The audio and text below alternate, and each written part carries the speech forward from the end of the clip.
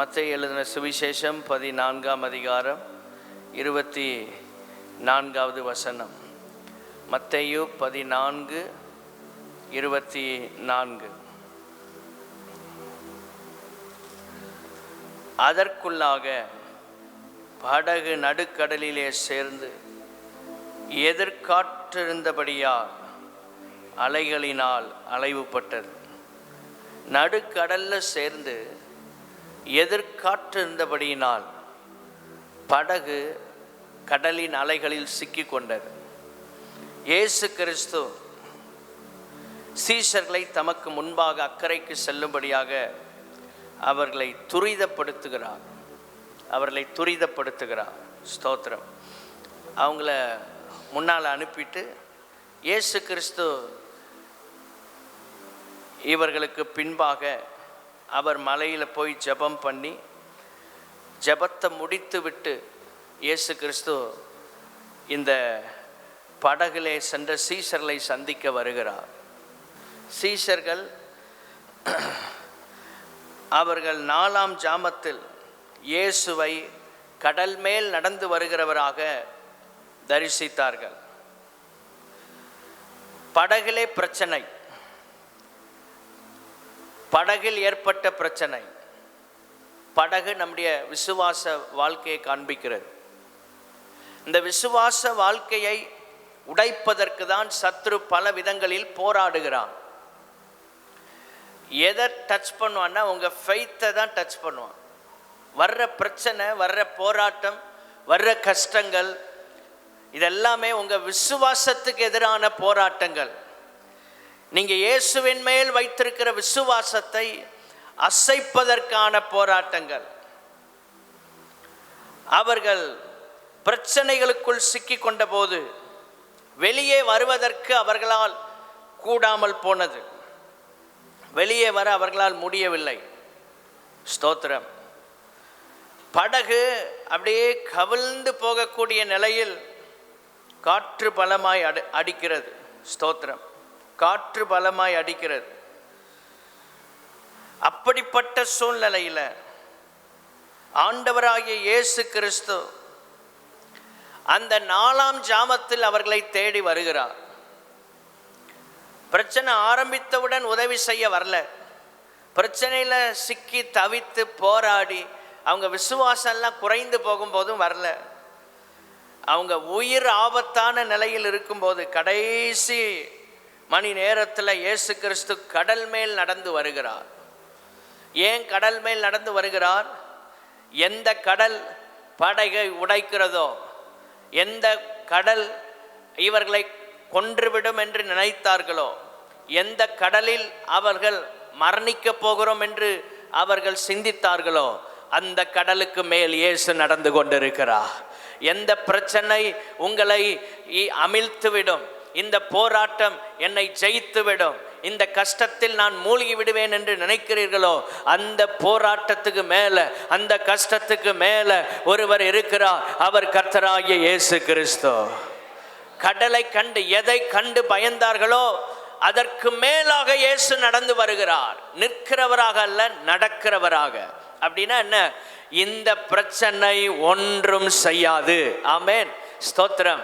நிற்பது அதிகாரத்தை குறிக்கிறது, நடப்பது சுதந்திரமாக. இதற்கு மேல இருக்கிற இது என்ன ஒன்று செய்யாது என்று சொல்லக்கூடிய நிலையில கர்த்தர் நடந்து வருகிறார். எதையோ கண்டு பயப்படுறீங்க, ஏதோ ஒரு பிரச்சனையை கண்டு இது என்ன அழித்து விடுமோ என்று நினைக்கிறீர்கள். கடல் மேல் நிற்கிறது அதிகாரத்தை குறிக்கிறது. இந்த கடலுக்கு மேல் எனக்கு அதிகாரம் இருக்கிறது என்பதை இயேசு காட்டுகிறார். நடப்பது எதற்கடையாளம்? இந்த பிரச்சனை என்னை ஒன்றும் செய்யாது. எதை கண்டு பயப்படுறீங்க சீஷர்களே? பாருங்க, அதுக்கு மேலே நான் நடந்து வந்துட்டு இருக்கிறேன். எதில் நீங்கள் சாக போகிறோன்னு நினைக்கிறீங்களோ அதுக்கு மேலே நான் நடக்கிறேன். ஸ்தோத்திரம். என்னை எப்படி இந்த கடல் ஒன்றும் செய்யாதோ அப்படியே உங்களையும் இந்த கடல் ஒன்றும் செய்ய முடியாது. அதைத்தான் ஆண்டவர் இயேசு கிறிஸ்து நடந்து காண்பிக்கிறார். எப்படி பிரச்சனைகளும் போராட்டங்களும் இயேசுவை ஜெயிக்க முடியாதோ அதுபோல சபையையும் மேற்கொள்ள முடியாது. உங்களையும் மேற்கொள்ள முடியாது. உங்க வாழ்க்கையே கவிழ்ந்து போகத்தக்கதாக ஒரு பிரச்சனை, உங்க மனம் உடையத்தக்கதாக ஒரு போராட்டம், உங்களை சோர்வடைய பண்ணுகிற ஒரு போராட்டம், உங்களை வேதனைக்குள் தள்ளுகிற ஒரு போராட்டம், முடிந்து விடுமோ என்று பயப்படக்கூடிய ஒரு போராட்டம். ஆனால் இயேசு கிறிஸ்து அதற்கு மேல அதிகாரம் உள்ளவர் மாத்திரமல்ல, அவைகள் ஒன்றும் செய்யாது என்பதை வெளிப்படுத்துவதற்காக அவரோடு இருக்கிற பிள்ளைகளும் அவர்கள் கடல் மேல் நடக்க முடியும். பிரச்சனைக்கு மேலே நடக்கிறது. எல்லாரும் சொல்லுங்க, பிரச்சனைக்கு மேலே நடப்பது. ஸ்தோத்திரம். அதுதான் கிறிஸ்தவ வாழ்க்கை.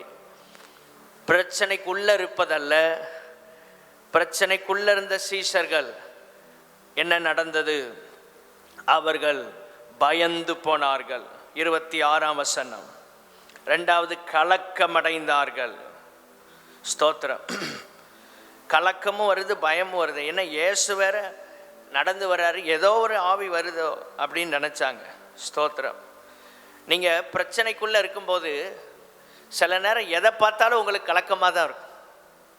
பிரச்சனைக்குள்ளே இருக்கிற வரைக்கும் யாரை பார்த்தாலும் பயமாக தான் இருக்கும்.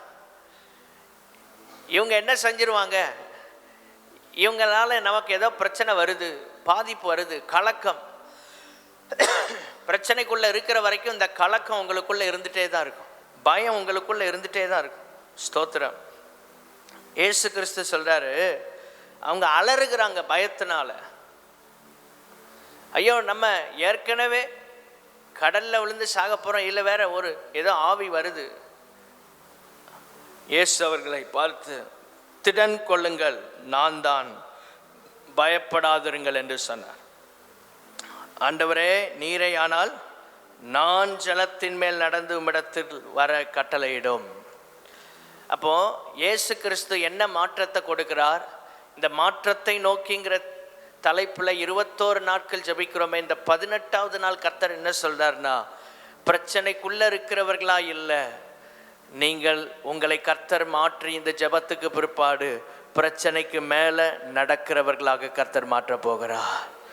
ஆமேன். எல்லா போராட்டத்துக்கு மேலே நடக்கணும். அதான் ஓவர் கம் பண்ணுற ஸ்பிரிட். அந்த அனாயிண்டிங்கை பெற்றுக்கொள்ளுங்கள். எல்லாத்துக்கும் மேலே தான் நம்ம இருக்கணும். பிரச்சனைக்கு உள்ளே கிடக்கக்கூடாது. சீஷர்கள் பிரச்சனைக்குள்ளே தான் கிடந்தாங்க, கடலுக்குள்ளே கிடந்தாங்க, கடலில் இருக்கிறாங்க. இவர் கடலுக்கு மேலே நடக்கிறார். ஸ்தோத்திரம். பிரச்சனைக்கு மேலே. கப்பல் உடஞ்சா பரவாயில்ல. ஸ்தோத்திரம். வாழ்க்கையே நொறுங்கி போகிற போல இருக்கலாம், போராட்டம் அப்படி வரும். ஆனால் தேவனுடைய பிள்ளைகளே, நீங்களும் நானும் பிரச்சனைக்கு மேலே நடப்பதற்கு கர்த்தர் நமக்கு அபிஷேகத்தை கொடுக்கிறார். பயப்படாதீங்க. உலகத்தில் நடக்கிற சூழ்நிலைகளை கண்டு சத்ரு பல விதங்களில் நம்மளை பயப்படுத்துவான். பயந்து போயிடாதீங்க, திகைத்து போயிடாதீங்க. இயேசு உங்களோடு கூட இருக்கிறார். இயேசு உங்களோடு கூட இருக்கிறார். ஹல்லேலூயா. ஸ்தோத்திரம். சீஷர்கள் கண்டு கலங்கி பயந்தாங்க. ஆவேசம் என்று பயந்தாங்க. ஓ ரபாலா ஹந்தர் யாத்தலபரபா. பயம் அநேக நேரம் உங்கள் வாழ்க்கையில் வருதா? இந்த பகற்காலத்தில் கர்த்தர் உங்களோட பேசுகிறார். எதிர்காற்று வீசலாம். உங்கள் பொருளாதாரத்துக்கு எதிராக ஒரு காற்று வீசுது. எப்படியாவது உங்களை கஷ்டப்பட வைக்கணும். நீங்கள் பொருளாதாரத்தில் வீக் ஆகிட்டீங்கன்னா நீங்கள் ஜெபம் பண்ண முடியாது, கொஞ்சம் தடுமாறிடுவீங்க. அப்போ அதற்கு விரோதமாக வர்ற எதிர்காற்று. ரெண்டாவது, சரீர சுகம். உங்கள் ஹெல்த்தை பிசாசு தாக்குவான். சரீர சுகம் இருந்தால் தானே ஆலயத்துக்கு போய் ஜெபம் பண்ண முடியும், ஆலயத்தில் போய் ஆராதிக்க முடியும், ஊழியம் செய்ய முடியும். அதற்கு விரோதமாக ஒரு எதிர்காற்று. மூன்றாவது, பர்சனல் லைஃப், தனிப்பட்ட வாழ்க்கைக்கு விரோதமாக ஒரு எதிர்காற்று. உங்களை பலப்பட விடாமல், ஜெபிக்க விடாமல், ஆராதிக்க விடாமல், பரிசுத்தமாக வாழ விடாமல் போராடுகிற ஒரு எதிர்காற்று. உங்கள் மைண்டை டிஸ்டர்ப் பண்ணுவான், உங்கள் பரிசுத்த வாழ்க்கையை தொட நினைப்பான். இந்த பிசாசை இயேசுவின் நாமத்தில் நாம் மேற்கொள்ள வேண்டும். நான்காவது, குடும்ப வாழ்க்கைக்கு விரோதமாக போராடுகிற ஒரு எதிர்காற்று. ஐந்தாவது, ஊழியத்துக்கு விரோதமாக போராடுகிற எதிர்காற்று. 5 காரியங்களை கர்த்தர் உங்களோட பேசுகிறார். ஒன்று, பொருளாதாரம். ஃபினான்ஷியலாக ஸ்ட்ரகிள் ஆகிட்டு இருக்கிறவங்கள பாருங்கள், அவங்க சோர்வடைஞ்சிருவாங்க, ஊழியத்தை விட்டுருவாங்க. காரணம், எங்களால் முடியலை. ரெண்டாவது சரீர சுகம். ஹெல்த்தில் பிசாசு கை வச்சாலும் ரொம்ப கஷ்டம்தான். ஹெல்த்தும் முக்கியம், வெல்த்தும் முக்கியம். ரெண்டையும் பிசாசு தாக்குவான். மூன்றாவது தனிப்பட்ட வாழ்க்கை. உங்கள் மைண்டில் பிசாசு போராடிட்டே இருப்பான். ஸ்தோத்திரம். நெகட்டிவ் தாட்ஸ் வரும். உங்களால் செய்ய முடியாதுங்கிற எண்ணம், நீ பரிசுத்தமாக வாழ முடியாது அப்படின்னு பிசாசு சொல்லிகிட்டே இருப்பான். பரிசுத்தமாக வாழ்றதுக்கு தான் தேவன் நமக்கு கிருபையை தந்திருக்கிறார். விரும்பினதெல்லாம் செய்கிறதுக்கல்ல கிருபை, பரிசுத்தமாக வாழ்வதற்கு கிருபை. எல்லாரும் சொல்லுங்க, பரிசுத்தமாக வாழ்வதற்கு கிருபை தரார். விரும்பினதெல்லாம் செய்கிறதுக்கல்ல கிருபை, நாம் தேவனுடைய விருப்பத்தை செய்வதற்கு கிருபையை தருகிறார். அப்போ தனிப்பட்ட வாழ்க்கைக்கு விரோதமாக போராடுகிற ஆவிகளை கட்டணும்.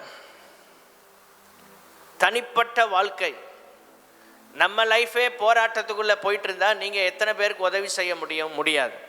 கடல் மேல் நடக்கிறவரால் தான் கடலில் சிக்கி தவிக்கிற சிலருக்கு உதவி செய்ய முடிந்தது. பிரச்சனைக்கு மேலே நீங்கள் வந்தாதான் பிரச்சனைக்குள்ளே இருக்கிற சிலரை தூக்கிவிட முடியும். ஏன் ஆத்தும ஆதாயம் பண்ண முடியலை? நீங்களே கடல் மேலே நடக்க ஆரம்பிக்கலை. இன்னும் நம்ம பிரச்சனைக்கு மேலே வரல, நம்ம பிரச்சனைக்குள்ளே கிடக்கிறோம். இந்த இயேசுவின் நாமத்தில் உங்களுக்கு சொல்லுகிறேன், பிரச்சனைக்கு மேலே நீங்கள் நடக்கிறவர்களாக இயேசுவை போல மாறுங்கள். அப்போ தான் மற்றவர்களை தூக்கிவிட முடியும். நான் சொல்கிறேன் பாஸ்டர், யாருமே வரமாட்டேங்காங்க சர்ச்சுக்கு. காரணம் என்ன? கடலுக்குள்ளே தான் நம்மளை இன்னும் துவங்கி கொண்டிருக்கிறோம். இன்னும் அந்த படகு உடஞ்சிருமோ அப்படின்னு பார்த்துக்கிட்டே இருக்கிறோம். என்னைக்கு கடல் மேலே நடக்கிறது, ஸ்தோத்திரம், கடல் மேலே என்னைக்கு நடக்க போகிறீங்க? அந்த அனுபவம் வரும்போது தான் இயேசுவை போல 12 சீஷர்களை அவர் பாதுகாக்கிற நிலைக்கு வந்தார். 12 சீஷர்கள் பாதுகாக்கப்பட்டார்கள். 4ஆம் ஜாமத்தில் இயேசு வந்து காப்பாற்றுகிறார். உங்களையும் என்னையும் பாதுகாக்க அவரால் முடியும். நீங்கள் எத்தனை பேரை பாதுகாக்கிறவர்களாக மாற போறீங்க? இப்படிப்பட்ட நிலையில் சிக்கி கொண்டிருக்கிற மக்களை தூக்கி எடுப்பதற்கு இயேசு நமக்கு கிருபைகளை தருவாராக. 4ஆம் ஜாமத்தில் இயேசு கடல் மேல் நடந்து வருகிறார். 4ஆம் ஜாமத்தில் அவர் வந்து சீஷர்களை தூக்கி விடுகிறார். தனிப்பட்ட வாழ்க்கைக்கு விரோதமான போராட்டம், மரண போராட்டம், சாக போறோங்கிற நிலைமைக்கு வந்துட்டாங்க. கன்ஃபார்ம் பண்ணியாச்சு.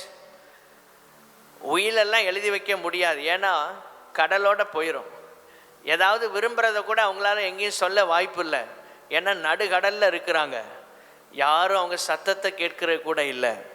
உங்கள் சத்தத்தை யாரும் கேட்க முடியாத நிலைக்குள்ளே நீங்கள் தள்ளப்பட்டு போகலாம். ஆனால் உங்களை தேடி வர ஒரு தெய்வம் இருக்கிறார்.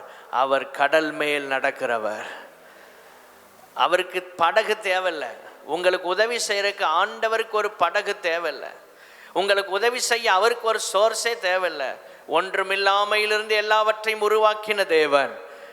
நீங்கள் அவரை நோக்கி கூப்பிடாத போது கூட உங்கள் மேல் ஆண்டவருடைய திட்டமும் தரிசனமும் இருக்கும் என்றால் உங்களை தேடி வந்து கர்த்தர் உங்களுக்கு உதவி செய்ய வல்லமை உள்ளவர்.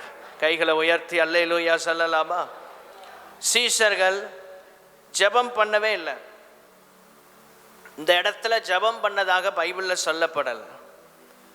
ஏன்னா அவங்களுக்கு தெரிஞ்சு போச்சு, இயேசுநாதரும் இல்லை, நம்ம யார்கிட்ட போய் சொல்கிறது, வாழ்க்கை முடிஞ்சுன்னு நினச்சாங்க. எப்படி மைண்டில் ஓடி இருக்கும்? ஏசப்பா பேச்சை கேட்டு தானே வந்தேன், இவர் தானே போக சொன்னார், அக்கறைக்கு போங்கன்னு. இவர் பேச்சை கேட்டு வந்ததுக்கு நமக்கு கிடைச்ச பலன் அப்படின்னு அவங்க நினச்சிருக்கலாம். இன்னைக்கு அநேக நேரம் ஊழியத்துக்கு வந்தனால தானே இந்த பிரச்சனை, ஆண்டவருடைய வார்த்தைக்கு கீழ்ப்படுகிறனால தானே இவ்வளோ பிரச்சனை, அவர் வசனத்தின்படி நடக்கிறனால தானே எனக்கு போராட்டம், உண்மையாக இருக்கிறனால தானே பிரச்சனை, பரிசுத்தமாக இருக்கிறனால தானே பிரச்சனை. எல்லார போல நானும் இருந்தா எனக்கு இந்த பிரச்சனை வராதே. தனிப்பட்ட வாழ்க்கையில் அவங்க மைண்டில் ஒரு போராட்டம் வருகிறது. ஏன் இந்த பிரச்சனை வந்துச்சு? ஸ்தோத்திரம். 12 பேரும் சும்மா இருந்திருக்க மாட்டாங்க, ஒருவருக்கு ஒருவர் டிஸ்கஸ் பண்ணியிருப்பாங்க. அடுத்து மைண்டில் வந்தது அடுத்து பேச்சில் வந்திருக்கும். என்ன பேசியிருப்பாங்க? எப்போ அவர் சொன்னார்னு நம்ம வந்தோமே, அவர் பேச்சை கேட்டு வந்தோமே, கடைசியில் நம்ம நிலைமை இப்படி ஆயிட்டு பாரு. சர்ச்சுக்கு வாங்க சர்ச்சுக்கு வாங்கன்னு கூப்பிட்டாங்களே, போனால் இப்படி ஆயிடுச்சே. ஒன்றை மாத்திரம் புரிந்து கொள்ளுங்கள், நம்முடைய தேவன் ஒருபோதும் நமக்கு தீமை செய்கிறவர் அல்ல. எத்தனை பேர் ஆமேன் சொல்ல விரும்புகிறீங்க? அவரை நம்பி வந்தா கரை சேர்ப்பார். எல்லாரும் சொல்லுங்க, அவரை நம்பி வந்தால். அதான் வரும் இடையில பிரச்சனை, அவர் நம்ம கூட இல்லாதது போல உணர்வு வரும். இயேசு நம்மோடு இல்லாதது போல ஒரு ஃபீல். இயேசு என்னோடு இல்லை, அவர் என்னோட இல்லாதது போல ஒரு உணர்வு. நான் தனியாத்தான் இருக்கிறேன், ஒரு லோன்லினஸ், தனிமை உணர்வு. இதெல்லாம் தனிப்பட்ட வாழ்க்கைக்கு விரோதமாக போராடுகிற பிசாசுடைய ஆயுதங்கள். இப்படிப்பட்ட உணர்வு வருதா? நான் மட்டும்தானே இந்த பிரச்சனையை சகிக்கிறேன், மற்ற எல்லாரும் நல்லா இருக்கிறாங்களே, எனக்கு மட்டும் ஏன் இவ்வளவு போராட்டம்? இயேசு என்னெல்லாம் சொன்னாரோ எல்லாத்தையும் செஞ்சோமே, நமக்கு இப்படி வரலாமா? போராட்டம் வருது. 5வது, குடும்ப வாழ்க்கைக்கு விரோதமான போராட்டம். நம்ம லைஃப்ல எதிர்காற்று இப்படி தான் வீசும். உங்க குடும்ப சமாதானத்துக்கு விரோதமா, உங்க குடும்ப ஆரோக்கியத்துக்கு விரோதமா, உங்க குடும்பத்தின் நலனுக்கு விரோதமா ஆவிகள் போராடும். சத்துரு போராடுற ஆவிகளை இனம் கண்டு ஜெயிக்க கர்த்தர் நமக்கு உதவி செய்வாராக. மேற்கொள்ளுகிற அபிஷேகத்தை ஆண்டவர்கிட்ட பெற்றுக்கொள்ளுங்கள். ஒவ்வொரு பரிசுத்தவான்கள் வாழ்க்கையிலும் இது நடக்கும். நம்மளை அட்டாக் பண்ணுவான், அடுத்து ஃபேமிலி அட்டாக் பண்ணுவான், மாறி மாறி நடக்கும். உங்களை தொட முடியலைன்னா உங்கள் குடும்பத்தில் யாரையாவது தொடுவான். அதனால தான் முழு குடும்பமும் யோசுவாவை போல நானும் என் வீட்டாருமோ வென்றால் கர்த்தரையே சேவிப்போம். ஹோல் ஃபேமிலியும் இந்த பக்தியில் இருக்கணும். முழு குடும்பமும் தேவனுக்காக பரிசுத்தமாக ஜீவிக்கணும். முழு குடும்பமும் கர்த்தரோட உறவில் இருந்தால் தான் நீங்கள் பாதுகாக்கப்பட முடியும், பாதுகாக்கப்பட முடியும். 5வது, ஊழியத்துக்கு விரோதமான எதிர்காற்று. நம்ம ஊழியத்துக்கு விரோதமாக பல போராட்டங்கள் வரும். ஸ்தோத்திரம். ஊழியம் செய்ய விடாமல் தடுப்பான். இதெல்லாம் நீங்கள் ஓவர் கம் பண்ணணும், மேற்கொள்ளணும். ஆமென். சீசர்களுடைய ஊழியத்தை தடுக்கிறதுக்கு அங்கே காற்று, எதிர்காற்று வருது. அவங்க ஊழியத்தை இதோட முடிச்சிடணும், இவங்க ஊழியத்தை இதோட முடிச்சிடணும். இந்த கடல்ல இந்த 12 பேரை கொல்லணும், இந்த பிரச்சனையோட இவங்களை வீட்டுக்கு அனுப்பிடணும்.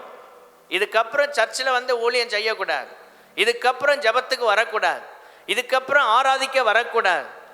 ஏதோ ஒரு சிச்சுவேஷன், ஏதோ ஒரு சூழ்நிலை போராடுகிறது. இவங்க ஊழியத்துக்கு முற்றுப்புள்ளி வைக்க நினைக்கிறது. ஊழியத்தை முற்றுப்புள்ளி வைக்க இந்த உலகத்தில் எவராலும் முடியாது. இயேசுவின் வருகை மட்டும் இயேசுவின் ஊழியம் தொடரும். கை உயர்த்தி அல்லேலூயா சொல்லலாமா? இயேசுவின் வருகை மட்டும் இயேசுவின் ஊழியம் தொடரும். ஊழியத்தை முடிக்கணும். பேதுரு பெந்தைகோஸ்தே நாளில் பிரசங்கம் பண்ண விளைவாக 3000 பேர் ரட்சிக்கப்படுறாங்க.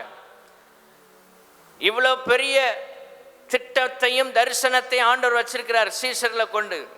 முழு உலகத்திற்கும் இயேசுவின் பிரதிநிதிகளாக இவங்க செல்லணும்.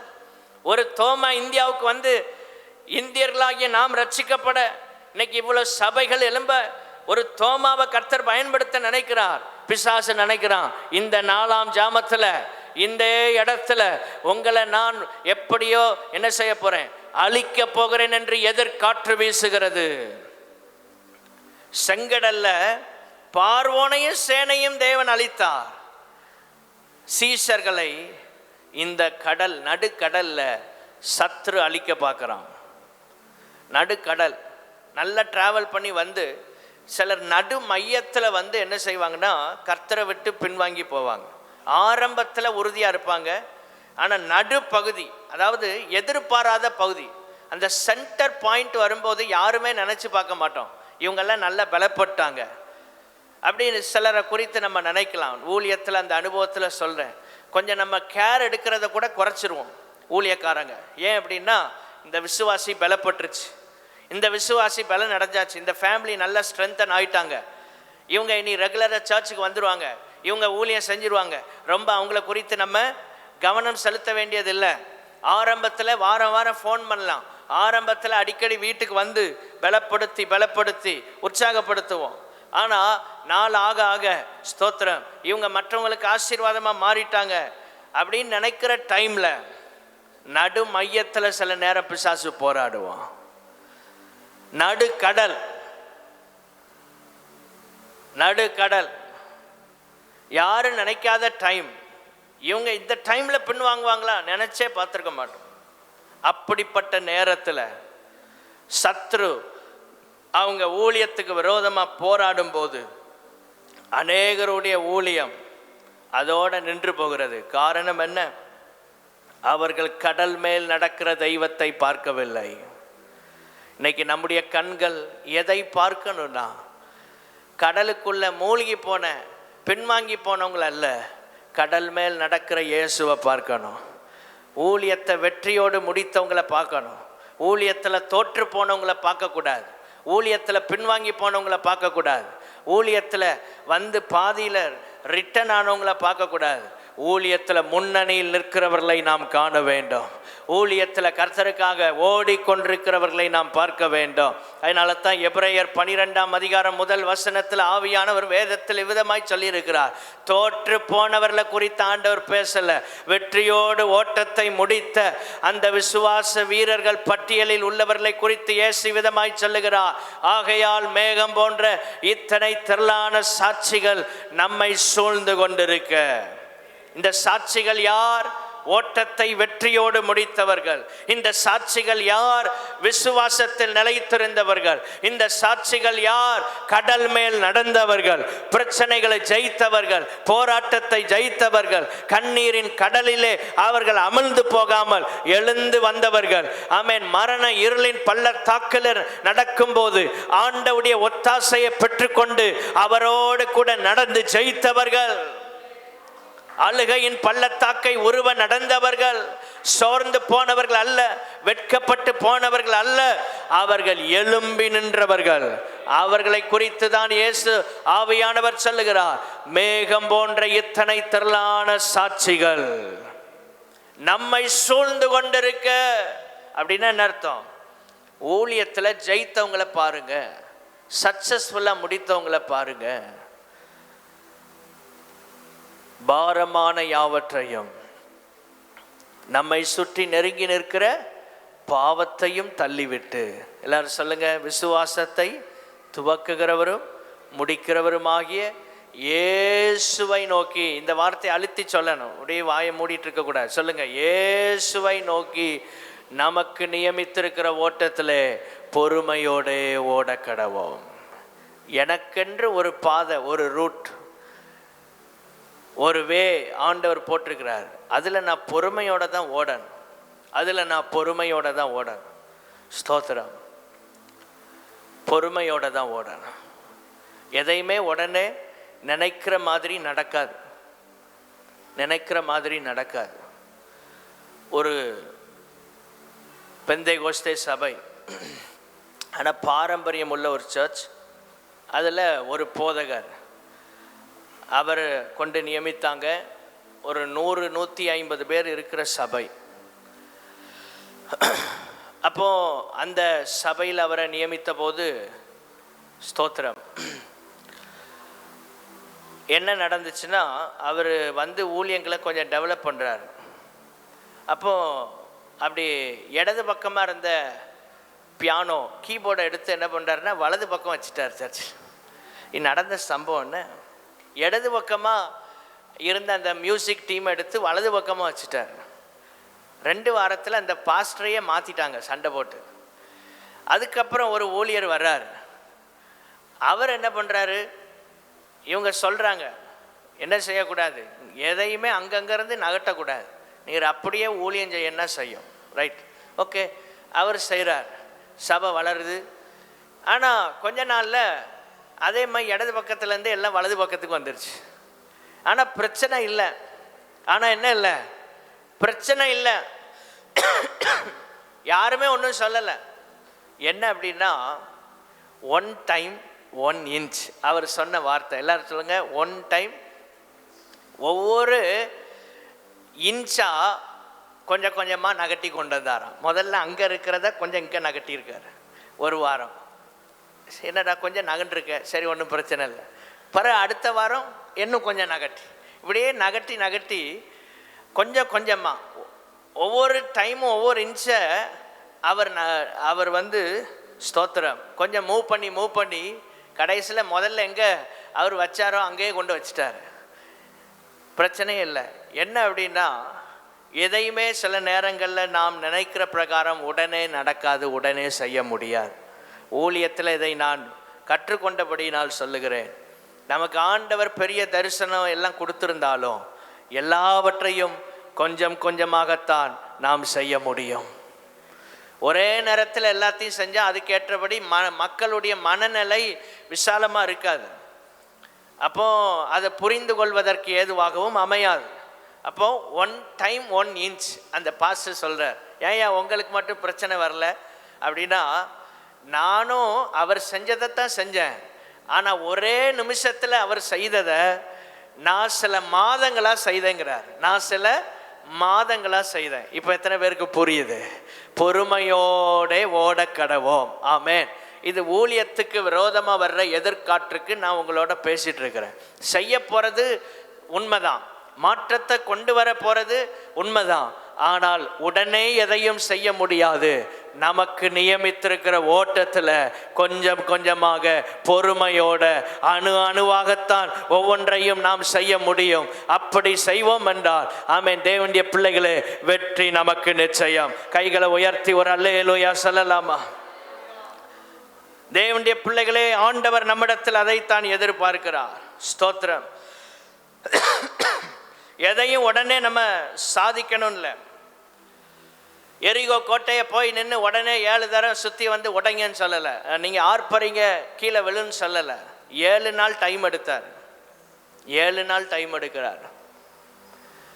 உடனே கானானுக்குள்ளே கொண்டு போகலை. 40 வருஷம் டைம் எடுத்தார். 40 வருஷம் அந்த ஜனத்தை உருவாக்குகிறார், பக்குவப்படுத்தி ஆயத்தம் உள்ளவர்களை அங்கே கொண்டு போய் சேர்க்கிறார். ஆயத்தம் உள்ளவர்களை அங்கே கொண்டு போய் சேர்க்கிறார். ஸ்தோத்திரம். தேவனுடைய பிள்ளைகளே, இலக்கை அடைவது மட்டும் வெற்றி அல்ல, இலக்கை நோக்கி பயணிப்பதே ஒரு மிகப்பெரிய வெற்றி தான். கை வைத்து அல்லேலூயா சொல்லாமா?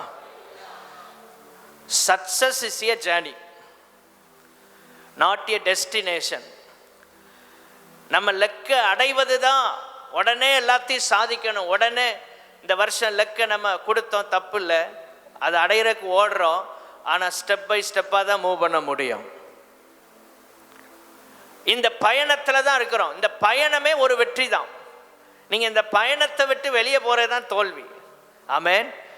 நீங்கள் ட்ராவலில் இருக்கிறீங்க பாருங்க, ஜேர்னியில் இருக்கிறதே ஒரு சக்சஸ் தான். ஸ்தோத்திரம். விசுவாச பயணமே ஒரு வெற்றி தான். ஏன்னா இந்த பயணத்தில் எல்லாராலும் நிற்க முடியலை பாருங்க. பாதியில் போயிடுறாங்க, இடையில போயிடுறாங்க, கால்வாசியில் ஓடிடுறாங்க ஆண்டவரை விட்டு. தேமா இப்பிரபஞ்சத்தின் மேல் ஆசை வைத்து என்னை விட்டு பிரிந்து போனான். உலக ஆசை, பண ஆசைனால தேமா போயிட்டான் பவுலை விட்டு. அந்த ஜேர்னியில் அவன் சக்சஸாக இருக்கல, அவன் ஃபெயிலியர் ஆயிட்டான். ஆனால் தீமோத்தேயு அவனோடு கூட இருந்தான். அந்த பயணத்தில் அவன் வெற்றி பெற்றான். தேவனுடைய பிள்ளைகளே, வெற்றி என்பது ஒரு பயணம். இதை நீங்கள் தொடர்ச்சியாக கிறிஸ்தவ வாழ்க்கையில் இயேசுவை பின்பற்றதே உங்களுக்கு ஒரு பெரிய வெற்றி தான். ஆமென். எத்தனை பேர் விசுவாசிக்கிறீங்க? இயேசுவை தொடர்ச்சியாக ஆராதிக்கிறதே ஒரு வெற்றி தான். ஏனென்றால் இந்த விசுவாச வாழ்க்கைக்கு விரோதமாக எதிர்காற்று வீசி கொண்டிருக்கிறது. இந்த எதிர்காற்றை நீங்க மேற்கொண்டு நடந்து வர்றதே பெரிய சக்சஸ். ஊழியத்தில் அதை ஆவியானவர் எனக்கு உணர்த்தினார். ஆண்டவரே, இதை செய்ய முடியலையே, அதை செய்ய முடியலையே, உடனே இதெல்லாம் நடக்க மாட்டேங்குன்னு ஜெபம் பண்ணும்போது ஆண்டவர் சொன்னார், ஊழியத்தில் நிலைச்சிருக்கிறதே பெரிய வெற்றி. ஒரு அல்லேலூயா சொல்லுங்க. நிச்சயம் ஒரு நாள் லெக்க அடைவோம். அதுக்குன்னு அப்படியே நம்ம ஒப்பேத்துறதுக்கு இல்லை. ஊழியத்தில் நிலைத்திருப்பது முதல் வெற்றி. 2வது, ஊழியத்திலே ஆண்டவர் நமக்கு கொடுத்த வேலையை செய்து முடிப்பது 2வது வெற்றி. ஆண்டவரே, முதலாவது நாங்கள் நிலைத்திருக்கணும். சர்ச்சில் நிலைத்திருக்கிறதே ஒரு சக்சஸ் தான். ஏன்னா போராட்டம் வரும், எதிர்காற்று வரும். இதெல்லாம் மேற்கொள்ளணுமா? ஆவியானவர் நமக்கு பலனை தர வேண்டும். ஆவியானவர் நமக்கு வல்லமையை தர வேண்டும். ஸ்தோத்திரம். அவங்களால சிலர் சோர்ந்து போயிடுறாங்க. அவங்க விரும்பினதை செய்ய முடியலைன்னொன்னே நம்ம ஃபெயிலியரான ஒரு மினிஸ்ட்ரி பண்ணுறோம். இல்லை, இத்தனை வருஷம் நீங்கள் ஆண்டவரை சேவிக்கிறது மிகப்பெரிய வெற்றி.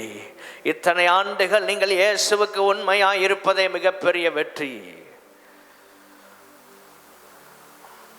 அந்த டிராவல் பண்ணுற டைம், அதான் எக்ஸ்பீரியன்ஸ். பயணிக்கிற காலங்கள், அதில் நம்ம இயேசுவை எந்த அளவுக்கு உறுதியாக பிடித்திருக்கிறோம். 3 வருஷம் இயேசுவோடு பயணிக்கிற காலம். அதில் வெற்றியோட அந்த பயணத்தை முடித்தது யாரு? 11 சீஷர்கள். ஒரு யூதாஸ் பின்வாங்கி போனான். அந்த ஜேர்னியில் யூதாஸ் போயிட்டான். வெற்றி பெற நேரம் ஃபெயிலியராக போயிட்டான். ஸ்தோத்திரம். 3 வருஷம் வீணாக போச்சு. இன்னைக்கு நிறைய நேரங்களில் ஸ்தோத்திரம், நீங்கள் ஒன்றை புரிந்து கொள்ள வேண்டும், இயேசுவோடு நடப்பதே மிகப்பெரிய வெற்றி. அது பைபிளில் சிறந்த ஆதாரம் யார்? 300 வருஷம் தேவனோடு நடந்த ஏனோக்கு. ஒன்றும் செய்யலவன், ஆண்டவரோட டிராவல் பண்ணான். Success is a journey. ஏனோக்கு 300 வருஷம் தேவனோட நடந்தான். அதான் மிகப்பெரிய சாதனை. அதான் மிகப்பெரிய சாதனை. ஸ்தோத்திரம். தேவனோட நம்ம நடக்கிறது மிகப்பெரிய சாதனை தான். அதில் எந்த மாற்று கருத்தும் இல்லை. இன்னைக்கு ஆவியானவர் உங்களை தைரியப்படுத்துகிறார், உற்சாகப்படுத்துகிறார். நிறைய காரியங்கள் என்ன செய்ய முடியலைன்னு வருத்தப்படாதீங்க, செய்ய கிருபை தருவார். இதுவரை நீங்கள் டிராவல் பண்ணி வந்ததே பெரிய வெற்றி. இதை உணர்றீங்களா? மற்றவங்களோட ஒப்பிட்டு பார்க்காதீங்க. உங்களை கொண்டு என்ன செய்யணும்னு நினச்சிருக்காரோ அதைத்தான் செய்வார். ஆமென். ஆண்டவரே, அந்த விசுவாசியை கொண்டு இப்படியெல்லாம் செஞ்சீங்க, என்னால் முடியலையே, பிரச்சனையே இல்லை, என்னை கொண்டு என்ன செய்யணும்னு வச்சிருக்காரோ அதை மட்டும்தான் செய்வார். எபிரேயர் 11ஆம் அதிகாரம் 5ஆம் வசனம். விசுவாசத்தினாலே ஏனோக்கு மரணத்தை காணாதபடிக்கு எடுத்துக்கொள்ளப்பட்டான். தேவன் அவனை எடுத்துக்கொண்டபடியினாலே அவன் காணப்படாமல் போனான். அவன் தேவனுக்கு பிரியமானவன் என்று அவன் எடுத்துக்கொள்ளப்படுவதற்கு முன்னமே சாட்சி பெற்றான். எடுத்துக்கொள்ளப்பட்டவன் ஏனோக்கு. எடுத்துக்கொள்ளப்பட்டவன் ஏனோக்கு. ஆதியாகமம் 5ஆம் அதிகாரம் 23, 24 வசனங்கள். ஏனோக்குடைய நாளெல்லாம் 365 வருஷம். 365 வருஷத்துல 300 வருஷம் தேவனோட நடந்துட்டான், டிராவல் பண்றான், அந்த ஜேர்னியில் இருக்கிறான். என்ன நடந்தது? ஏனோக்கு தேவனோட சஞ்சரித்து கொண்டிருக்கையில் அந்த ஜேர்னிலேயே அவன் காணப்படாமல் போறான். தேவன் அவனை எடுத்துக்கொண்டார். இதுதான் சக்சஸ். உங்க வாழ்க்கையின் வெற்றி என்ன? அவரோட நடக்கிறது ஒரு வெற்றி. விசுவாச பயணத்தில் இருக்கிறதே ஒரு பெரிய வெற்றி தான். நீங்கள் ஆண்டவருக்காக ஒவ்வொரு அடியும் எடுத்து வைக்கிறீங்க பாருங்க. ஸ்தோத்திரம். தேவனை பின்பற்றி கொண்டு இருக்கிறீர்களே, இது ஒரு பெரிய வெற்றி. இவன் எடுத்துக்கொள்ளப்படுவதற்கு முன்னமே சாட்சி பெறுகிறான். அப்படிப்பட்ட சாட்சிகளை கர்த்தர் நமக்கு குறித்து சொல்வாராக.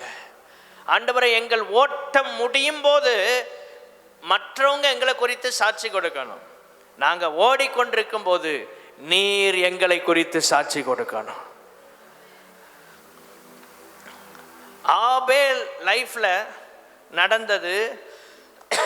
எபிரேயர் 11ஆம் அதிகாரத்திற்கு நீங்கள் வரும்போது, எபிரேயர் 11ஆம் அதிகாரத்தில் 4ஆம் வசனத்தை பாருங்க.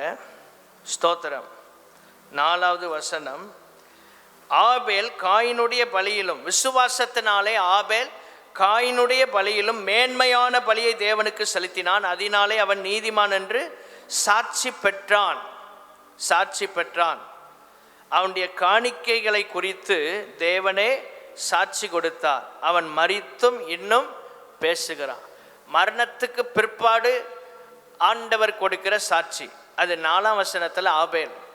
5ஆம் வசனத்தில் ஏனோக்கு மரணத்தை பார்க்கறதுக்கு முன்னாலேயே, மரணத்தை அவன் பார்க்கல, தேவனோடு எடுத்துக்கொள்ளப்படுவதற்கு முன்னமே ஆண்டவர் கொடுத்த சாட்சி. உலகத்தில் இருக்கும்போது வாழும்போதே ஒருவனை குறித்து சாட்சி கொடுக்கிறார். ஓட்டத்தை முடித்தவனை குறித்து கர்த்தர் சாட்சி கொடுக்கிறார். அப்போ 2 சாட்சியும் நமக்கு வேணும். அவர் ஆமேன்னு சொல்லாமா? உயிரோட இருக்கும்போது ஆண்டவர் சாட்சி கொடுக்கணும். நம்ம மரணத்தை சந்தித்த பிற்பாடும் நம்மை குறித்து தேவன் சாட்சி கொடுக்க வேண்டும். இயேசு கிறிஸ்து ஊழியத்தை ஆரம்பிக்கும் போது பிதாவாகிய தேவன் சாட்சி கொடுக்கிறார். மத்தேயு 3ஆம் அதிகாரம் கடைசி 2 வசனங்கள்ல இருக்கிறது. இவர் என்னுடைய நேசகுமாரன், இவரில் பிரியமாய் இருக்கிறேன், இவருக்கு செவி கொடுங்கள். அது பிதாவாகிய தேவன் கொடுக்கிற சாட்சி. ஊழியத்தை ஆரம்பிக்கும் போது சாட்சி கொடுக்கிறார். ஸ்தோத்திரம். இந்த ஏனோக்கு தேவனுக்காக வாழும்போது சாட்சி கொடுக்கிறார்.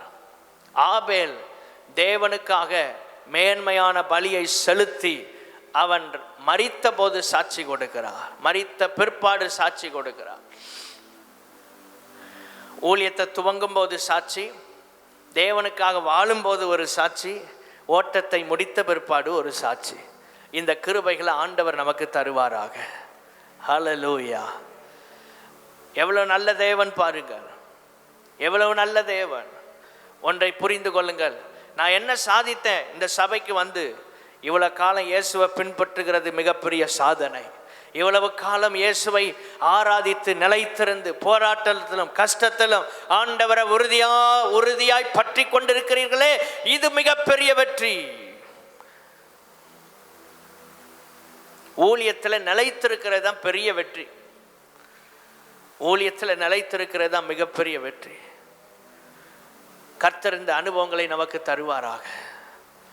எவ்வளவு போராட்டம், எவ்வளவு கஷ்டம் வந்தாலும் நிலைச்சிருக்கிறீங்க பாருங்க. கடைசி மூச்சு வர என்னால் ஏதாவது ஒன்று செய்யணும், அந்த இதான் வெற்றி. யாரும் செய்கிறது மாதிரி நம்ம செய்ய முடியாமல் இருக்கலாம், அதை குறித்து பிரச்சனை இல்லை. எனக்குன்னு என்ன ரோல், எனக்குன்னு என்ன வேலையை கர்த்தர் வச்சிருக்கிறாரோ அதை நான் செய்து முடித்து அவரை சந்திக்க வேண்டும். அதான் ஆண்டவர் நம்மை குறித்து வைத்திருக்கிற ஒரு பெரிய விருப்பம், ஒரு பெரிய சித்தம். கடைசி வரை நிலைத்திருந்த சீஷர்கள், பவுல் ஊழியத்தில் விதமாக சொல்றாரு, இறுதி கட்டத்தில் நல்ல போராட்டத்தை போராடினேன், ஓட்டத்தை முடித்தேன், விசுவாசத்தை காத்து கொண்டேன். இந்த ஜேர்னி தான் சக்சஸ் ஆச்சு. இந்த ஜேர்னி தான் சக்சஸ் ஆகிறது. உங்கள் வாழ்க்கையில் எந்த பயணம் வெற்றி அடையும் தெரியுமா? கடைசி வரை விசுவாசத்தை காத்து கொள்ளுகிறவர்களுடைய பயணம் வெற்றி அடைகிறது. கடைசி வரை விசுவாசத்தை காத்து கொள்ளுகிறவர்களுடைய பயணம் வெற்றி அடைகிறது. 2 தீமோத்தேயின் புஸ்தகம் 4ஆம் அதிகாரம் 7வது வசனம். விசுவாசத்தில் ஓடணும், விசுவாசத்தை காத்து கொள்ளணும். அதுதான் சக்சஸ்ஃபுல் ஜேர்னி. உங்கள் வாழ்க்கையில் வெற்றிகரமான பயணம் என்ன? நீங்கள் விசுவாசத்தில் ஓடணும், விசுவாசத்தை காத்து கொள்ளணும். இதான் வெற்றிகரமான ஒரு பயணம். சுற்றிலும் எதிர்காற்று வீசும்,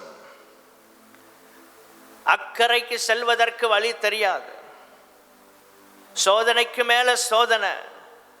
உங்க வாழ்க்கையில் விரும்பினவைகளை நீங்க பார்க்க முடியாம கஷ்டப்படலாம், எல்லாம் எதிர்மறையா நடக்கலாம். நீங்க சத்தமிட்டு உதவி செய்ய முடியாத தூரத்தில் தள்ளப்பட்டிருக்கலாம். உங்க படகு ஏதோ ஒரு திசையில இழுத்து செல்லப்பட்டு கொண்டிருக்கலாம். ஆனால் தேவனுடைய பிள்ளைகளே, இந்த பயணத்துல உங்களோடு கூட கர்த்தராகிய இயேசு கிறிஸ்து இருக்கிறார். அவர் கடல் மேல் நடக்கிறவர். எனக்கு அதுக்கு மேல அதிகாரம் இருக்கு அப்படிங்கிறத ஆண்டவர் காட்டுறது மட்டும் இல்லை, இதுக்கு மேல நடக்கிறதுக்காக நம்மையும் கர்த்தர் ஆயத்தப்படுத்துகிறார். நடந்து வர்றது ரிலாக்ஸா இருக்கிறத காட்டுது. மேல நிற்கிறது அதிகாரம், அத்தாரிட்டி. எனக்கு இதுக்கு மேலே நிற்க முடியும், நான் படைத்த நான் தான் உண்டாக்கினேன் கடலை, நான் சொன்ன அது கேட்கும்.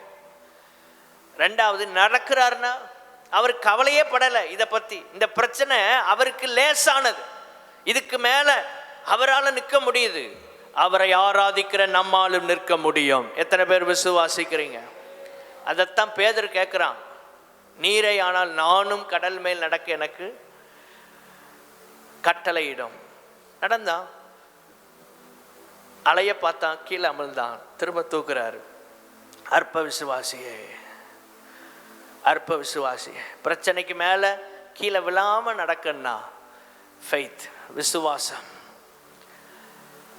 மேலே நடக்கும்போது என்ன வருது? பேதுருக்கு பயம் வருது. ஐயோ அலை வந்துட்டு, இந்த அலையை எப்படி தாண்டுறது? பெரிய அலையாக வருதே. இந்த பிரச்சனையில் ஓவர் கம் பண்ணிட்டோம், பிரச்சனை இல்லை.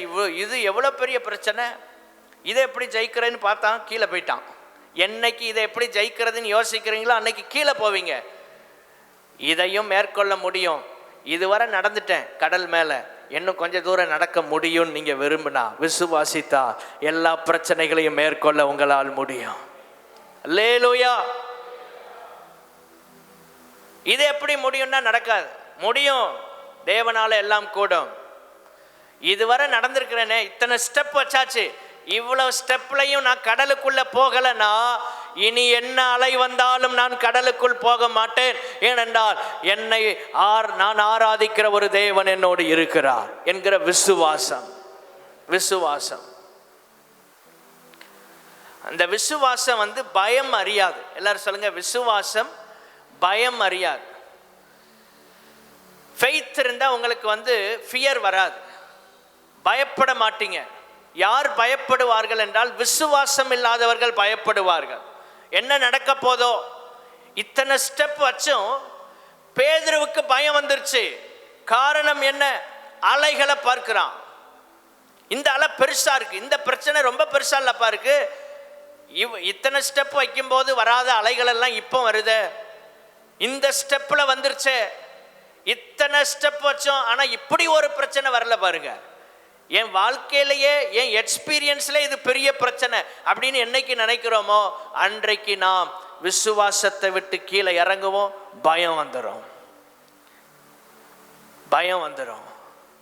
எத்தனை ஸ்டெப் எடுத்து வைக்கும் போது, எவ்வளவு பெரிய பெரிய அலைகள் வந்தாலும் என் கூட ஒருத்தர் நடக்கிறார், எனக்கு பலன் தந்த ஒருவர் என்னோடு இருக்கிறார் என்கிற உணர்வு இருக்கும் என்றால், ஆமென், என்னோட அவரும் நடக்கிறார், அவரோட நானும் நடக்கிறேன். இந்த கடல்ல இவ்வளவு ஸ்டெப் எடுத்து வைக்க முடியும்னா, ஒரு ஸ்டெப் எடுத்து வச்சாலே அது சக்சஸ் தான்.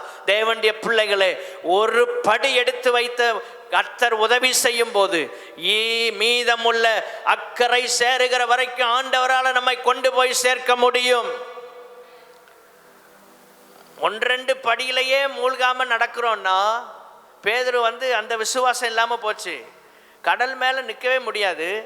அவனும் நடக்கிறானே, நல்லதான் நடந்தான், ஸ்தோத்திரம். படகை விட்டு இறங்கி இயேசுட்ட நடந்து போறான். 29ஆம் வசனம், மத்தேயு 14:29. நடந்து போயிட்டு தான் இருக்கிறான். சில ஸ்டெப்ஸ் எல்லாம் வச்சு அழகா போறான். கொஞ்சம் நல்லா ஆராய்ச்சி ஜெபம் பண்ணி பலப்பட்டு அப்போ கூட்டத்துக்கு கொஞ்சம் ஸ்ட்ரென்தன் ஆகி நடந்து போயிட்டு இருக்கிறோம். பிரச்சனைக்கு மேல திடீர்னு காற்றை பார்க்குறான், பலமா இருக்கு, பயந்துட்டான். கண்டு பயந்து, கண்டு பயந்து. 30ஆம் வசனம், காற்று பலமாக இருக்கிறதை கண்டு, ஒரு கமா இருக்கு, அடுத்து பயந்து. தேவனுடைய பிள்ளைகளே, நீங்களும் நானும் பிரச்சனைக்கு மேலே நடக்கும்போது, அந்த அத்தாரிட்டியோட அதிகாரத்தை நீங்கள் பயன்படுத்தும் போது, நீங்கள் இயேசுவை மட்டும்தான் பார்க்கணும். அதிகாரத்தை பயன்படுத்தி நடக்கும்போது, ஆண்டவர் தந்த அதிகாரத்தில் கடல் மேலே நடக்கும்போது, பிரச்சனைக்கு மேலே நீங்கள் நிற்கும்போது, பிரச்சனைக்கு மேலே நடந்து வரும்போது, போராட்டத்துக்கு மேலே நடந்து வரும்போது, இயேசுவை மாத்திரமே உங்களுடைய கண்கள் காண வேண்டும். காற்றை கண்டிங்கன்னா பயம் வந்துடும், காற்றை கண்டிங்கன்னா பயம் வந்துடும். வேற எதையாகிலும் பார்த்தீங்கன்னா பயம் வந்துடும். ஐயோ, இந்த ஆள் இப்படி நடந்து தானே உள்ளே விழுந்தாரு, இந்த மாதிரி சூழ்நிலையில் தானே அவர் பின்வாங்கி போனார். இப்படி பார்க்காம நீங்கள் இயேசுவை பார்ப்பீர்கள் என்றால் அவரை போய் சேரணும். படகுல இருந்து அவர் நிற்கிற இடத்துக்கு போகணும். இதுதான் பேதுருவுக்கு உரிய டாஸ்க். நல்லா புரிந்து கொள்ளுங்க. நம்ம விசுவாச வாழ்க்கையில் நடந்து ஸ்தோத்திரம். இந்த உலகத்தை விட்டு இயேசுவின் இடத்துல போய் சேரணும். இயேசுவின் இடத்துல போய் சேரணும். அவர் கிட்ட போற நேரம் உள்ள மூழ்கிறான். சில நேரம் அப்படிதான். ஆண்டவர் அண்டை நெருங்கி அவரோட நெருக்கமா வரும் நாட்கள்ல வாழ்க்கையின் கடைசி பகுதியில் சிலர் பின்வாங்கி போவாங்க. ஆண்டவர் இந்த பேதுருவை மறுபடி கையை பிடிச்சு தூக்குறார். கையை பிடிச்சு தூக்குறாருன்னு என்ன அர்த்தம்? கையை நீட்டி அவனை பிடித்து அற்ப விசுவாசியே அப்படின்னா என்ன அர்த்தம்? அவர் கிட்ட போயிட்டான். அதுவரை நடந்திருக்கான், அதுவரை நடந்துட்டான். கஷ்டப்பட்டு விசுவாச வாழ்க்கையில தியாகம் பண்ணி, இயேசு போதும், உலகம் வேண்டாம், பணம் வேண்டாம், ஐஸ்வர்ய மயக்கம் வேண்டாம், சிற்றின்பங்கள் வேண்டாம், பாவ சந்தோஷம் வேண்டாம், அநித்தியமான உலக சந்தோஷங்கள் வேண்டாம் என்று எல்லாத்தையும் வெறுத்து விட்டு கடல் மேல் நடந்து வந்தவர்கள் கூட சில நேரங்கள்ல வாழ்க்கையின் சில தடுமாற்றங்களுக்குள்ள போய் கீழே மூழ்கிறார்கள். ஆண்டவர் இயேசு அவர்களை தூக்கி எடுக்கிறார். அவர் கிட்ட போனனால தூக்கிட்டாரு. தேவனுடைய பிள்ளைகளே, ஒரே ஒரு விசுவாசம், சபைக்கு ஆண்டவர் கொடுத்த விசுவாசம், எப்படியும் அவர் வருகைக்கு முன்பாக தம்முடைய சபையை கர்த்தர் ஒரு விசை உயிர்ப்பிப்பார். கிட்ட வரும்போது கையை பிடிச்சு தூக்கிட்டாரு. வருகை நெருங்கும் போது ஒரு கடைசி எழுப்புதல் வரும். அந்த எழுப்புதல்ல திரள் கூட்ட ஜனம் சபைக்குள்ள வரும். திரள் கூட்ட ஆத்துமாக்கள் சபைக்குள்ள வருவாங்க. கடைசி கால எழுப்புதல் இதுவரை உலகத்தில் எங்கேயும் நடக்காத எழுப்புதலாக இருக்கும். எப்படின்னா, ஆண்டவர் சொல்றாரு, நான் முன்மாரியையும் பின்மாரியையும் சேர்த்து வர்ஷிக்க பண்ணுவேன். அதான் கடைசி கால எழுப்புதல். முன்மாரி முற்பிதாக்கள் நாட்கள்ல ஆதி சபையில நடந்த எழுப்புதல். பின்மாரி நம்முடைய நாட்கள்ல மிஷனரிஸ் வந்து, அப்போஸ்தலர்கள் வந்து 70s 80s 90s எல்லாம் பார்த்தோம் ரிவைவல். எத்தனையோ எழுப்புதல். பென்சகோலா ரிவைவல், அமெரிக்க தேசத்தில் உள்ள ஸ்தோத்திரம், அங்கே உள்ள ரிவைவல், இதெல்லாம் நம்ம நிறைய சரித்திரத்தில் வாசித்துட்டே இருக்கிறோம். ஸ்தோத்திரம். அங்கேருந்து அமெரிக்க தேசத்தில் ஏற்பட்ட அந்த எழுப்புதலில் உருவானது தான் அசம்பிளிஸ் ஆஃப் காட் திருச்சபை. இப்படி நிறைய எழுப்புதலை குறித்து நம்ம வாசிக்கிறோம். இது எல்லாத்தையும் சேர்த்து, ஸ்தோத்திரம், இது எல்லாத்தையும் சேர்த்து ஆண்டவர் கடைசி நாட்கள்ல, ஆமேன், ஒரு மிகப்பெரிய எழுப்புதலை கொண்டு வர போகிறார். கைகளை உயர்த்தி அல்லேலூயா சொல்லலாமா? தேவனுடைய பிள்ளைகளே, உங்க மூலமா என் மூலமா மட்டும் இல்ல, கர்த்தர் முழு சபையை கொண்டு எழுப்புதலை கொண்டு வர போறார். அதான் கடைசி கால எழுப்புதல்.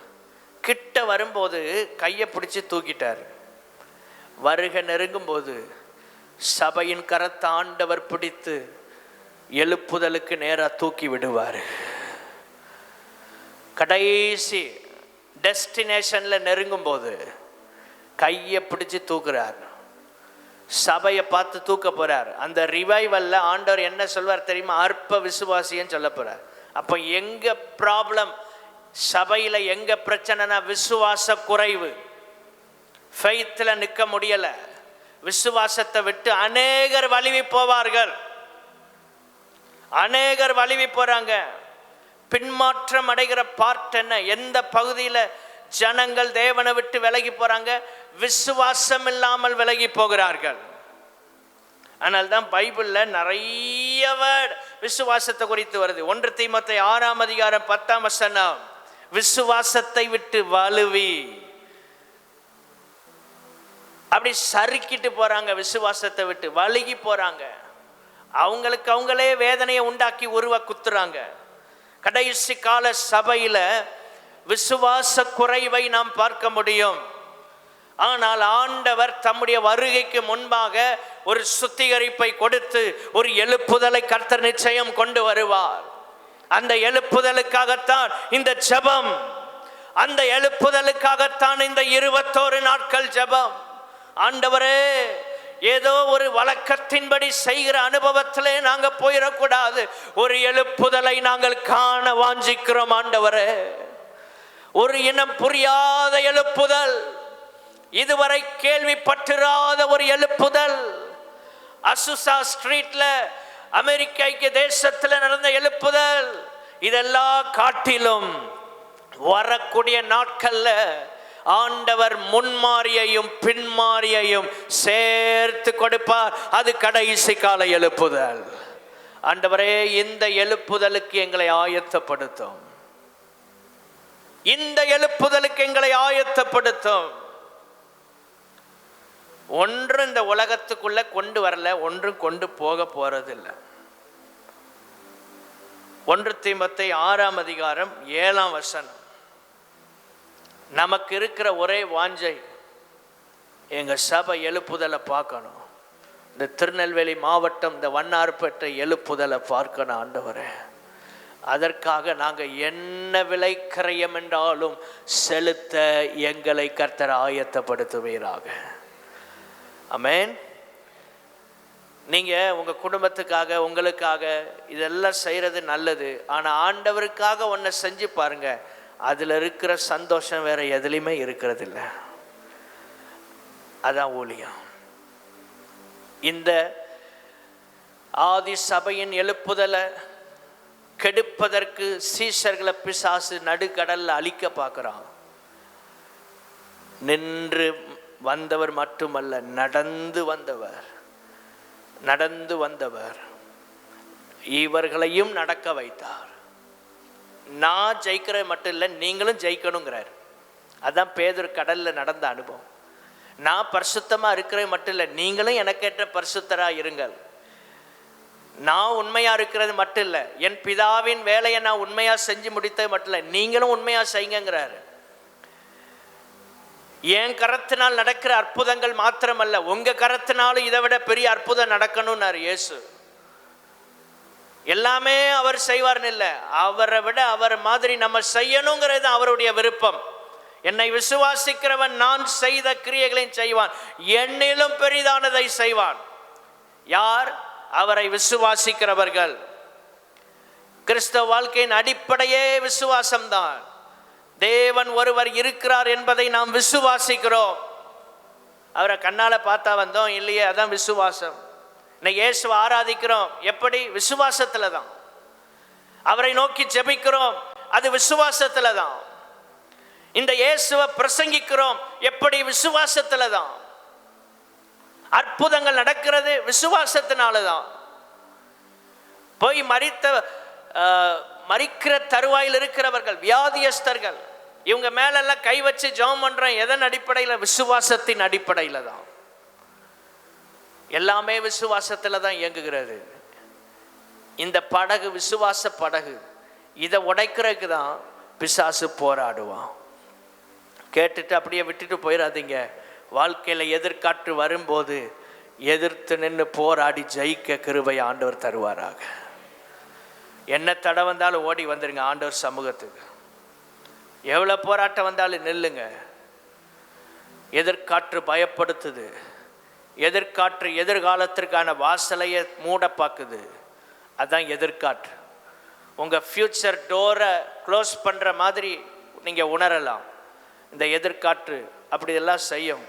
பயப்படாதீங்க. உங்களோடு கூட இருக்கிற ஒரு தேவன் உங்களுக்கு எதிரே நடந்து வருகிறார். உங்களை கடலுக்குள்ள அமிழ்த்துறதுக்கு இல்லை, தேவனுடைய சித்தம் கடல் மேலே நடக்க வைக்கிறதுக்காகத்தான் அவர் நடந்து வர்றார். என்ன மாதிரி நீங்களும் நடக்கலாம், என்ன மாதிரி நீங்களும் பிசாசை ஜெயிக்கலாம். போராட்டம் உண்டு, கிறிஸ்தவ வாழ்க்கையில் பிரச்சனை உண்டு. ஏன்? இயேசு கடல் மேல் நடந்து வந்தார், அதிகாரம் இருக்கிறது. என்னை போல நீங்களும் இந்த பிரச்சனைக்கு மேல நடக்க முடியும் என்பதை அவர் நமக்கு காண்பிக்கிறார். ஸ்தோத்திரம். பேதுரு நடந்து பார்த்துட்டான், நடக்க முடிஞ்சதே, நடக்க முடிந்ததே. முடியும், நம்மளால முடியும். இதை ஓவர் கம் பண்ண முடியும். இந்த பாவ சோதனையை ஜெயிக்க உங்களால முடியும். இயேசு உங்களோட இருக்கிறார். இந்த உலகத்தின் ஆவியை மேற்கொள்ள நம்மளால முடியும். இயேசு நம்மோடு இருக்கிறார். அதுக்கு தான் அவருடைய கிருபை நம்மோடு இருக்கிறது. இவ்வளோ எதிர்காற்றுக்கு நடுவில் அவர் கடல் மேல் நடந்து வந்து நம்மையும் நடக்க வைக்கிறார் என்றால் ஒரே ஒரு காரியத்தை சொல்லி ஜெபம் பண்ண போகிறோம். மத்தேயு 14ஆம் அதிகாரம் 23ஆம் வசனம். அவர் ஜனங்களை அனுப்பிவிட்ட பின்பு தனித்து ஜெபம் பண்ண ஒரு மலையின் மேல் ஏறி சாயங்காலமான போது அங்கே தனிமையாயிருந்தார். பியூட்டிஃபுல்லான வேர்ஸ், அழகா இருக்கு. தனிமையாயிருந்தா. நீங்க பலப்படுற மட்டும் இல்லை, அநேகரை பலப்படுத்தன்னா தனி ஜெபம் செய்யுங்கள். உங்க தனி ஜெபந்தான் உங்களை சக்சஸ்ஃபுல்லான ஒரு கிறிஸ்தவ வாழ்க்கை வாழ்வதற்கு உதவி செய்யும். நீங்க பர்சனல் ப்ரேயர் இல்லைன்னா நீங்க சீக்கிரத்தில் விழுந்து போவீங்க. உங்களால கடல் மேலே நடக்க முடியாது. கடல் மேலே நடக்க முடியாது. நீங்க அலையத்தான் பார்ப்பீங்க. படகு எப்போ உடையும் தான் பார்ப்பீங்க. ஆண்டவரை விட்டு விலகி போறதுக்கு வாய்ப்பு இருக்கு. யார் பின்வாங்கி போவார்கள்? தனி ஜெபம் செய்யாதவர்கள் பின்வாங்கி போவார்கள். யார் இயேசுவை விட்டு விலகி போவார்கள்? தனி ஜெபம் இல்லாதவர்கள் இயேசுவை விட்டு விலகி போவார்கள். தனி ஜெபம்னாலே படுத்துருவாங்க. ஓ சோத்திரம் சோத்திரம். இப்படி இருந்தால் ஒன்றும் செய்ய முடியாதுங்க. போராடி ஜெபம் பண்ணணும். நீங்க தனி ஜெபத்தில் நீங்க பவர்ஃபுல்லாக இருந்தால் தான் பிரச்சனைகளை மேற்கொள்ள முடியும். ஜெபம் யாருக்கு? ஊழியம் செய்கிறவர்களுக்கு மட்டுமல்ல, நல்ல ஸ்ட்ரென்த்தனான விசுவாசிகளுக்கு மட்டும் இல்லை, எல்லாரும் ஜெபம் பண்ணணும். புதுசாக வந்தவங்க, இடையில வந்தவங்க, ஆரம்பத்தில் இருக்கிறவங்க, கடைசி வரை நம்ம ஜெபம் பண்ணிட்டே இருந்தால் தான் நிற்க முடியும். சிலர் நினைக்கிறாங்க, நாங்கள் ரொம்ப வேலை செய்கிறோம், கடினமாக உழைக்கிறோம், பிஸ்னஸ் பண்ணுறோம், எங்கள் டைமே இல்லை ஜெபம் பண்ண. எனக்காண்டி என் மனைவி ஜெபம் பண்ணுவான், எனக்காண்டி பாஸ்டர் ஜெபம் பண்ணுவார். அப்பப்போ ஃபாஸ்டிங் ப்ரேயருக்கு வருவேன், அப்போ நம்ம ஜெபம் பண்ணிக்கலாம். இல்லை, ஒவ்வொருவரும் முழங்கால் படியிட்டு தனி ஜெபம் செய்தால்தான் நிற்க முடியும். ஊழியம் செய்கிறவங்க இன்னும் அதிகமாக ஜெபம் பண்ணணும். ஊழியம் செய்கிறவங்க இன்னும் அதிகமாக ஜெபம் பண்ணணும். இல்லைன்னா எதிர்காற்று வந்தோடனே கிடுக்கிடு நடுங்கும். ஆண்டவரே ஸ்தோத்திரம் பாஸ்டர், இது நமக்கு ஒத்து வராது, இந்த ஊழியம் வேண்டாம், வேற ஆளை போடுங்க. காரணம் என்ன? எதிர்காற்றில் நிற்க முடியலை, ஜெபம் இல்லை. தனி ஜெபத்தை நீங்கள் ஸ்ட்ரென்தன் பண்ணால் நீங்கள் வந்து சொல்வீங்க, இன்னும் ஊழியம் தாங்க, நான் செய்ய ஆயத்தமாக இருக்கிறேன். தனி ஜெபம் செய்யுங்க. ஷார்ட்கட்டில் என்ன செய்ய முடியாது, பரலோகத்துக்கு வர முடியாது. ஜெபம் பண்ண இயேசு கிறிஸ்து கடல் மேல் நடந்தார்.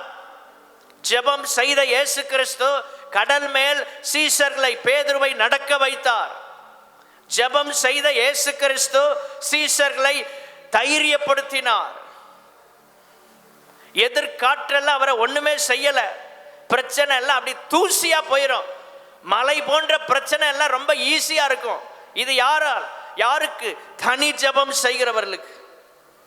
ஏன் இவ்வளவு தூரம் ஆணித்தரமா இந்த வார்த்தையை பேசுறேன்? ஆவியானவர் என்னோட இடைப்படுகிறார். இந்த இடத்துல எல்லாரும் தனி ஜெபம் செய்வதற்கு உங்களை ஒப்பு கொடுங்க. குறைந்தது 1 மணி நேரமாவது தனியா ஜெபம் பண்ணுங்க. தனியா ஜெபம் பண்ணுங்க. தனியா ஜெபம் பண்ணுங்க. முதல்ல கஷ்டமா இருக்கலாம், ஜெபம் பண்ணுங்க. அந்த டைமை விட்டுறாதீங்க. வேலைக்குரிய நேரத்தை சரியா வேலைக்கு போறோம், பிஸ்னஸ் நேரம் சரியா பிஸ்னஸுக்கு. ஆனால் தனி ஜெப நேரம் இதுவரை நம்ம வாழ்க்கையில் கரெக்டாக இருக்கா? இன்னைக்கு ஆண்டவர் இந்த 18வது நாள் நம்மோடு பேசுகிறார். ஏன் முறுமுறுக்கிறோம்? ஏன் பலவீனப்படுறோம்? ஏன் பிரச்சனை? ஏன் கஷ்டப்படுறோம்? தனி ஜெபம் இல்லை. பர்சனல் ப்ரேயர் இருந்தால் தான் நிற்க முடியும். முழு பைபிளையும் வாசித்து பாருங்க. நீங்கள் எங்கிட்ட வந்து ஜெபிக்கிறது நல்லது, ஆனால் நீங்கள் ஜெபம் பண்ணலாம் ஒன்றும் நடக்காது. உங்கள் ஜெபம் இன்னைக்கு தேவை. ஹல்லேலூயா. எல்லாம் இருக்கிற இடத்துல எழுந்து நின்று